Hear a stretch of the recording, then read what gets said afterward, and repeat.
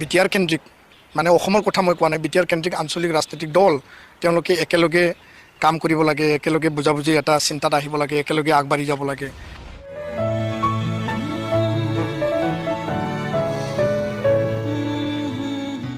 दा दिनैनि दिनाव जोंनि आन्चलिक दोलोफ्रा खौसे जानानै खामानि मावनांगौ नङा होमबा दिपेन बर' बिथांनि राव गैयानि नङा इन्टारेस्टिं दा दिपेन बर' बिथाङा दिनैनि दिनाव सोर नङा होमबा बिथाङा जाहैबाय दुलाराय बर' फरायसा आफादनि सासे आफादगिरि सुबिदा बायदि नेता होननांगोन आरो बिथांखौ नङा होमब्ला दा बिथाङा जोंनि बर' माहारिनि गोथार आफाद दुलाराय बर' फरायसा आफादखौ बिथाङा इउपिपिएलआव दिनै कनभार्ट खालामनो हादों बिनि थाखायनो साबायखर होनांगोन बिथांखौ नङा होमब्ला रायजो राजाफोर दा दिनै दिपेन बर' नङामोनब्ला दिनै एबसुआ दिनै इउपिपिएलआव कनभार्ट जानाय नङामोन गुबुनफोर दैदेनगिरिफोर बायदिब्ला दा दिनै आं बेखौनो बुंगोन रायजोफोर थारैनो दिपेन बर' बुंनाय रावफोरा बेसेबां सैथो आरो बिथाङा खौसे जाजानो लुबैमारो दा बे सोंनाय थाहैबाय रायजो राजाफोरनि सिगाङाव आरो थारैनो दिपेन बर' बुंनायनि गेजेराव जुदि खौसे जायोब्ला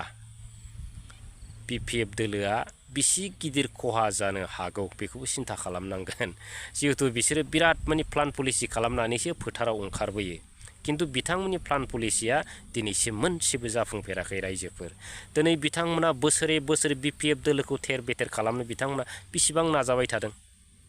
नङा होमब्ला दिनै बैफोरबायदि आफादजों जुदि बिपिएफ दोलोआ खौसे जानांगौबा बिपिएफ दोलोआ मा माइनास जानो हागौ नङा होमब्ला आलु गेसावजों थाबा गेसाव जाफायो होननाय राव दङ होमबा रायजो राजाफोर आरो बांद्राय गोदै रावाव गोजावनायाबो खैफोद दं दा दिपेन बर' बिथाङा 5 बोसोरनि सिगां जोंनि रिजनेल दोलोआ खौसे जानानै खामानि मावनांगौ मानो बुंनो हायाखै 5 बोसोर दिनै बिथांमोनहा गावसिनि सरखार एबा गावसिनि खुंथायाव थानानै गोसो बायदि दिनै बिथांमोना खामायदों जादों लोंदों खिदों दंनाय मानि मा खालामनांगौ खालामदों खामायदों नङा होमब्ला दा दिनैसो बिथांमोना सरखार जोबनायाव मानो बिपिएफ दोलोखौ नांगौ दा दिनै बिथांमोना थाल मोनबाय बे इउपिपिएल दोलोआ माब्लाबाबो थाला आरो सरखारावबो फैनो हाला आरो दिनैनि दिनाव बिजेपिआबो दिनै बिथांमोनखौ जोगारबाय दा दिनै बिजेपि बायदिया जोगारदोंब्ला दिनै बिथांमोनालाय मा दंबावो बै समावनो बिथांमोना 12थाल' देरहादोंमोन होमबा 12थाया बांसिन ना 17थाया बांसिनमोन सरखारखौ सोरना दानांगौमोन दा बेफोरबायदिनो बिथांमोना बिराद माने सिं पलिसि खालामनानैसो बाथ्राफोरखौ माने मोगथाङाव लाबोयो आरो ओंखायनो गिनांगौ दिनैनि दिनाव रायजोफोर दा दिनै बिथांमोना खौसेल' बुङो खुगायावल' बुङो किन्तु गोसो मोदोम बिसिनि जिउआव मालाबाबो खौसे जानो हाया रायजोफोर दा दिनै बिथांमोनहा नुहुरदों बिपिएफ दोलोनि पावार बिपिएफ दोलोनि मोजां खामानि मावनायखौ दिनै नुहुरदों दिनै बिपिएफ दोलोआ जुदि 17 बोसोराव गाज्रि खामानि मावदों होनलाय जेबो डेभेलप जेबो उन्नति लाबोनो हायाखै होनलाय दिनै बै दोलोखौ दिनै नोंथांमोननो मानो नांगौ जाखो मानो खौसे जानांगौ जाखो दा प्रमद बर' बिथांनि दिनाव एबा प्रमद बर' सरकारनि दिनाव बिराद डेभेलप जाबाय बायदिसिना जाजोब्बाय दंनाय मानि जाजोब्बाय होनलाय आरो बिटिसिनि पावारा लांजायाखै होनलाय गोबां पावार बारायजोब्बाय होनलाय फाग्ला दिनै मानो खौसे जानांगौ जाखो दिनै दादोब्रा नोंथाङा सालायबाय थादो सरकारा सालायदो दिनै नोंथांमोननि सरकारा मोजां जिहेतु दिनै इउपिपिएल एबसुनि सरकार बियो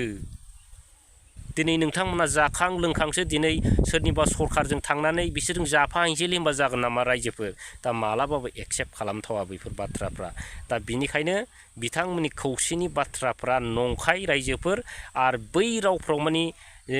सोरबा बिपिएफनि दैदेनगिरिफ्रा गोजावोबा बिनिफ्राय देरसिन माने गोरोन्थि जेबो गैया आरो बिपिएफ दोलो जोबस्रांनायनि बादै जेबो पलिसि गैया बेयाव दा बिनिखायनो दिनै दिपेन बर'नि रावाव गोजावनाय मानि बै दै दाहाराव बेंलाफोर गोजावनाय बायदिसो रायजोफोर सेस बबे जायगायाव गोजावलांगोन बेखौ रावबो फाग्ला थाल मोननाय नङा दा जिखुनु हक लाब गैयाब्रा रायजोफोर नङा होमब्ला सोरबा बिपिएफ दोलोजों खौसे जानांगौ होनबानो बेयाव जानो हाया आरो जानायबो नङा मा लाब दं नङा होमब्ला दा दिनै बिथांमोना सोरखौ बाख्नायोमोन दिनै बिजेपि दोलोखौ बिथांमोना खिनायनि जानायनि लोंनायनि गासिबो बाथ्रायाव दिनै बिजेपिखौ बिथांमोना बाख्नायोमोन नङा होमबा रायजोफोर दा दिनै बिजेपिखौ बाख्नायै दिनै फाइनालि दिनै बिजेपिजों दिनै बिथांमोना जोगार जाबाय नङा होमब्ला दा सोरखौ बाख्नायबावनो दिनैहाय नङा होमब्ला दा दिनै बिथांमोनहा गावसिनि गोहो गैयैखौ नुनानै दिनै बिपिएफ दोलोखौ बिथांमोना बाख्नायनो नागिरदों नामा दा बेबो मोनसे रायजोफोर दा रायजो-राजाफोर बै समाव बिपिएफनो भट होनो नाङा होनग्राया सोरमोन दिपेन बर' बिथां नङामोन होनबा हेलिकप्टार गाखोनानै इउपिपिएल आरो बिजेपिनिसो भट होनांगौ होनग्राया इउपिपिएल आरो बिजेपि नङाबा बे जोंनि बर' हारिनि जेंनाया माब्लाबाबो जोबस्राङा होनग्राया दिपेन बर' बिथाङा नङा होनबा रायजोफोर नङामोन दा दिनै बिथांमोना रायजो-राजाफोरखौ थगायनानै दिनै दिलीप सयखियामोन बायदिखौ बिथांमोना एमपिआव देरहाहोहरबाय दिनै बिथांमोना मा बुंनो हाखो बे दुलाराय बर' फरायसा आफादनि आफादगिरि होनलाय दिपेन बर' बिथाङा दिनै मानो जोंनि बर' हारिनि जेंनानि सोमोन्दै दिनै बिथाङा मानो बुंनो हायाखिसै दिनै बिथांमोना मानो रायजायोसो उल्थासो नङा होमब्ला दा जाहैबाय गुबुनजों लोगो जानानै बर' जाथिनि जेंना सुस्रांग्रा माने लिडारखौनो नोंथांमोना हरबाय लास्ट फरन्थ' खाफालाव जोजाबाय दिपेन बर' नोंथांमोना मा जाखो बेलाय दा दिनै बिनिखायनो आं बुंगोन लाब गैया दा दिनै जेसेबांखि बुङा मानो सोरबा एबसु सोरबा इउपिपिएलनि गोदै रावाव गोजावनाय मानि बे जोंनि जाथि जोंनि हारियानो बरबाद आरो रायजोफोर बेयाव जेबो गैया आरो दिपेन बर' बिथाङाथ' फाइनालि बियो बिजेपि जायोना जाया रायजो-राजाफ्रा नेनानै थाबानो जाबाय दा फाइनालाव दिपेन बर' बिथांमोन बायदिया बिबारनिसो सासे नेता जागोन रायजोफोर बेखौ नेनानै थाबाय था आरो जुदि आंनि मथेब्ला जुदि जोंनि बर' जाथिया खौसे जाथारनांगौब्ला दुलाराय बर' फरायसा आफादनि आफादगिरि दिपेन बर' बिथांमोन बायदिया रिजाइन होग्रोनांगोन आरो इउपिपिएलआवबो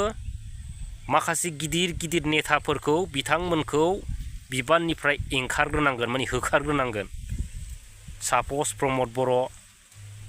आरो रन्जित बसुमतारी गबिन्द बसुमतारी सोरबा राकेश ब्रह्म बैफोरबायदि लिडारफोरखौ जुदि होखारनो हायोब्ला इउपिपिएलआ एबा एबसुआ अब्लासो बिथांमोना बिपिएफ दोलोजों खौसे जानायखौ सिमां नुनाया मोजां होननानै आंनि मथेबा आं सानो रायजोफोर आरो बिनि अनगायै माने जेबो माने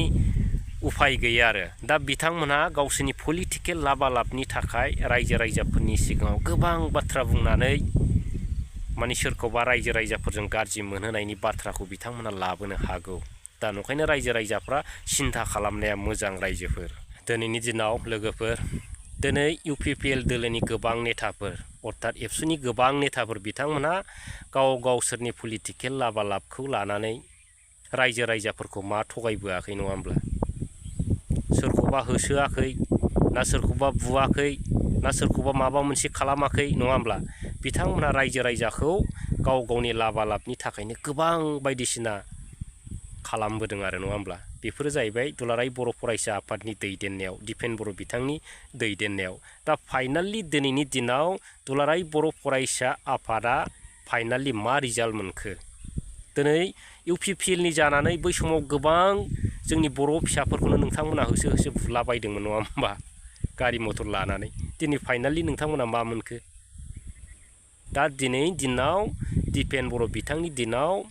जोंनि गोथार बर' फरायसा आफाद एबसुआ दिनै माने इउपिपिएलआव कनभार्ट जाखो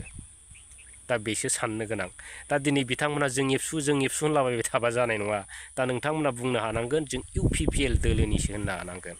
दा बिदिब्ला माबा मोनसे सानजायो आरो रायजोफोर नङा होमब्ला दा लाजिनांगौ बिथांमोना दा बेफोरबायदिनो गोबां बाथ्रा बुङो बिथांमोना गिदिर दा बै समाव दिपेन बर' बिथांमोना बेसेबां बाख्नायदोंमोन प्रमद बर' बिथांनि सरकारा ओरैबायदि मावजोब्बाय गासिबो मावजोब्बाय सुइजारलेण्ड जाबाय फाबोरो सुइजारलेण्डआव थाबाय थादोब्रा नोंस्रा जोंनो नोंथांमोननि सुइजारलेण्ड जेबो नाङा जोंना मानाव गिदिर महिलारि सारनि बिटिसिआनो बिराद समायनाखा मानो नांगौ नोंथांमोननि सुइजारलेण्डनिफ्राय जोंना 100%निफ्रायबो बारा समायनाखाब्रा बे हाग्रामा महिलारि सारनि बिटिसिआ बै नोंथांमोननि सुइजारलेण्डआव रावबो फाग्ला थानाय नङा बिदि आखलबा आरो नैबे सरकार जोबनायनि लोगो लोगो नोंथांमोननि बे दोलोनि नामाबो गोमाबाय आरो नोंथांमोननि बे लिडार केडारफ्रा खुनु रायजो-राजाफोरजों जेबो सनमान मोनला जिहेतु बर' जाथिखौ नासयनायाव दिनै एबसु आरो इउपिपिएलआनो मदद खालामनाय जादों दिनै फाइनालि मा मोनखो रायजोफोर दा बेखौनो दिनै जोंनियाव सिन्था खालामनांगोन